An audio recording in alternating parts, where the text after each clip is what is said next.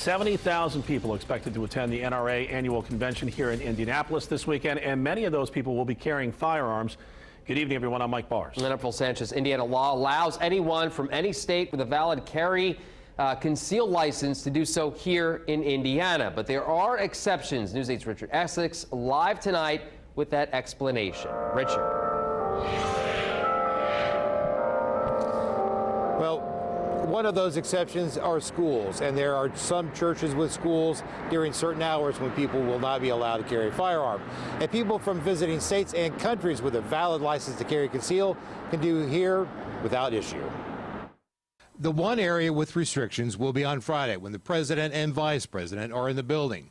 Secret Service will not allow anyone attending the leadership forum to carry a firearm. Aside from that, according to Guy Relford, also known as the gun guy on WIBC, visiting firearm owners will find Indiana fairly accommodating. Indiana recognizes every other state's license to carry or concealed carry permit. In fact, Indiana is one of the few actually recognizes the concealed carry licenses of foreign countries. There is a wrinkle in the law. 16 states have passed constitutional carry laws, which means anyone legally allowed to carry a firearm may do so without a physical license. But you will need a license to carry during the convention.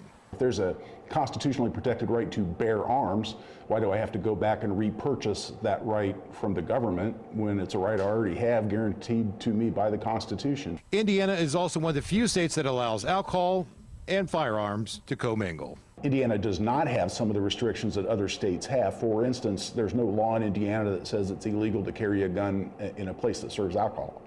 It's actually not illegal to consume an alcoholic beverage while in possession of a firearm in Indiana. That's illegal in many other places.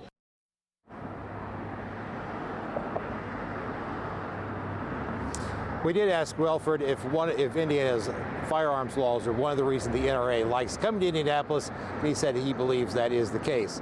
Now, the convention is expected to attract $35 to $36 million over the weekend. In downtown Indianapolis, Richard Essex, Wish TV, News 8. And as Richard mentioned, President Trump and Vice President Mike Pence will be in Indianapolis for the NRA convention. Both are scheduled to speak on Friday. President Trump will deliver the keynote address.